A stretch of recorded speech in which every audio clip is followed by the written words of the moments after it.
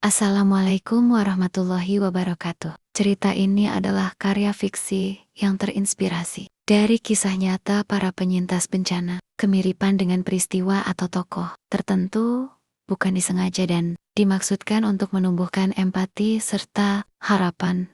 Mari kita simak kisahnya.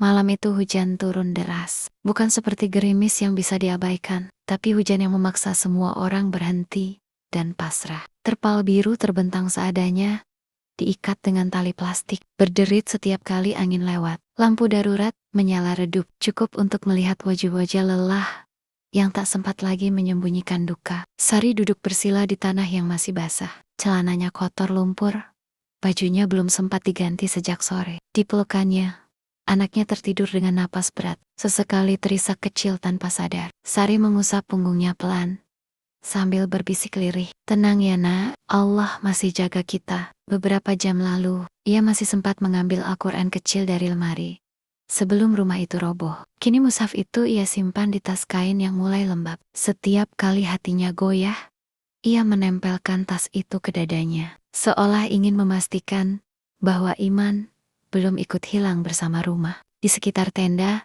suara orang berzikir terdengar pelan. Ada yang syalat dengan alas kardus, ada yang hanya duduk menunduk, menahan tangis, sambil menyebut nama Tuhan berulang kali. Tak ada ceramah, tak ada kata-kata indah, hanya doa-doa pendek yang keluar dari hati paling dalam. Sari menengadah sebentar, air hujan menyentuh wajahnya. Ia tak mengeluh, dalam hatinya ia berkata, "Ya Allah, Engkau ambil rumah kami, tapi jangan Kau ambil iman kami." Malam itu terasa panjang, dingin menembus tulang, perut kosong, pikiran penuh kecemasan tentang esok hari. Tapi Sari sadar, satu hal, ia masih bernapas, anaknya masih hidup. Dan itu berarti harapan belum selesai. Di tenda pengungsian yang sederhana, di atas tanah yang basah, Sari bersandar dan memejamkan mata. Ia tak tahu apa yang akan terjadi besok, namun malam itu ia memilih percaya bahwa setiap ujian selalu datang bersama jalan pulang kepada Tuhan.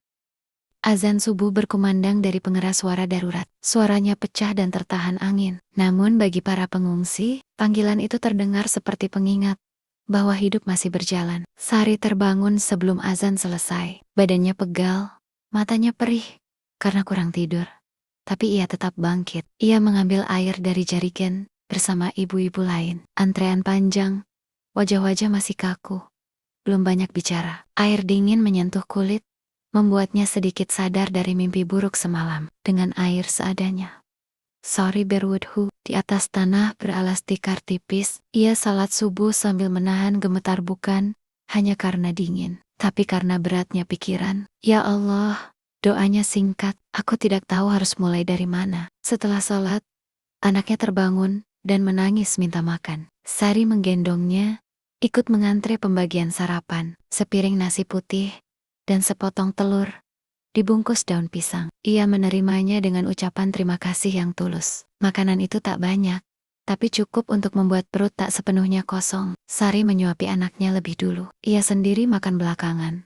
Seperti kebanyakan ibu di tenda itu, tak ada yang menyuruh, tak ada yang mencontohkan, naluri saja yang bekerja. Di sela kunyahan, ia mendengar kabar bahwa pendataan korban akan dilakukan siang nanti. Tentang bantuan, tentang kemungkinan pindah ke tempat lain, semua masih serba insya Allah. Matahari mulai naik, tapi kehangatannya belum sepenuhnya terasa. Tenda-tenda berderet, anak-anak berjalan tanpa alas kaki. Beberapa orang duduk termenung menatap puing dari kejauhan. Sari memeluk anaknya erat. Ia tak tahu hari ini akan membawa apa. Namun ia tahu satu hal, ia harus tetap kuat, karena anak itu bergantung padanya. Pagi itu, di tengah ketidakpastian, Sari belajar menerima kenyataan paling sederhana, bahwa bertahan hari ini adalah ibadah, dan bersabar adalah bentuk ikhtiar yang paling sunyi. Matahari semakin tinggi, tapi udara di pengungsian tetap terasa berat. Setelah sarapan sederhana, para pengungsi diminta berkumpul untuk pendataan. Nama dipanggil satu persatu, disusul angka-angka yang tak sepenuhnya dipahami jumlah anggota keluarga, kondisi rumah, kehilangan yang dialami. Sari menjawab semua pertanyaan itu dengan suara pelan, berusaha tenang, meski hatinya bergetar. Anaknya berdiri di sampingnya, memegang ujung bajunya. Matanya memandang sekeliling, melihat wajah-wajah asing, tenda-tenda yang serupa, dan relawan yang lalu lalang. Dunia kecilnya berubah terlalu cepat, tanpa sempat ia pahami. Setelah pendataan selesai, mereka duduk di bawah pohon yang masih berdiri. Sari mengipas anaknya dengan selembar kardus bekas. Keringat mengalir di pelipisnya. Sementara pikirannya melayang pada rumah yang kini tinggal puing. Ia mencoba mengingat bentuk pintu, warna dinding, dan suara lantai kayu. Saat diinjak semuanya terasa jauh, seperti mimpi yang pudar. Tiba-tiba anak itu menatapnya. "Bu, kapan kita pulang?" Pertanyaan itu keluar begitu saja, tanpa tangis, tanpa nada menuntut. Justru itulah yang membuat dada Sari sesak. Ayaterium. Kata-kata yang semalam ia simpan rapi, kini terasa sulit dirangkai. Sari menarik napas panjang. Ia berlutut agar sejajar dengan mata anaknya. "Kita pulang nanti, Nak," katanya akhirnya. "Sekarang, kita sabar dulu. Allah lagi ngatur yang terbaik." Anak itu mengangguk pelan, meski jelas belum sepenuhnya mengerti. Ia kembali menempel pada ibunya, seolah cukup dengan jawaban itu. Bagi Sari, itulah momen terberat siang itu, bukan kehilangan rumah, tapi menenangkan hati kecil yang percaya penuh padanya. Ia menenggoda, menatap langit yang terik. "Ya Allah," bisiknya dalam hati, "jika hari ini aku belum kuat, kuatkanlah aku demi anakku." Di tengah panas dan ketidakpastian, Sari belajar satu hal lagi, bahwa menjawab dengan sabar adalah bentuk iman, dan menggenggam harapan meski belum terlihat adalah tanda tawakal. Malam datang lebih cepat dari yang Sari bayangkan. Setelah seharian duduk, berdiri, dan menunggu tanpa kepastian, tubuhnya terasa berat. Tenda-tenda mulai sunyi, hanya tersisa suara langkah relawan, tangisan bayi, dan angin yang kembali menggoyang terpal. Lampu darurat menyala temaram. Di dalam tenda, Sari membaringkan anaknya di atas tikar tipis yang sudah mulai lembab. Anak itu tertidur cepat. Mungkin karena lelah seharian, Sari memandang wajahnya lama, memastikan napasnya teratur. Baru setelah itu ia duduk bersandar, memijat betisnya sendiri yang terasa kaku. Di tenda sebelah, terdengar orang batuk berkepanjangan. Di Sadet Lane, seseorang mengeluh kedinginan. Bau tanah basah dan pakaian yang belum sempat dijemur memenuhi udara. Ini bukan tempat yang nyaman, tapi inilah tempat mereka bertahan. Sari mengambil air wudhu dari botol yang tersisa. Dengan gerakan pelan agar tak membangunkan anaknya, ia shalat isya di dalam tenda. Alasnya hanya kain tipis. Doanya tidak panjang. Ia hanya mengulang kalimat yang sama berkali-kali. "Ya Allah, kuatkan aku. Jaga anak." Selesai shalat ayat dudak dayam. Rasa lelah bercampur takut datang bersamaan. Pikiran tentang besok kembali menghampiri, tentang makan, tentang tempat tinggal, tentang masa depan yang belum jelas. Air matanya jatuh tanpa suara. Ia tidak ingin ada yang melihatnya menangis. Angin malam semakin dingin. Sari menarik selimut bantuan, menutup tubuh anaknya lebih rapat. Ia sendiri membiarkan bahunya terbuka. Baginya, cukup anaknya yang hangat. Malam itu, di bawah terpal yang tipis, Sari belajar menerima kenyataan bahwa hidup bisa berubah dalam sehari. Dan iman seringkali diuji bukan dengan kekurangan, melainkan dengan kelelahan yang panjang. Ia memejamkan mata, menyerahkan sisa tenaganya kepada Tuhan. Malam kedua di pengungsian berlalu sunyi, berat, namun masih ada doa yang bertahan.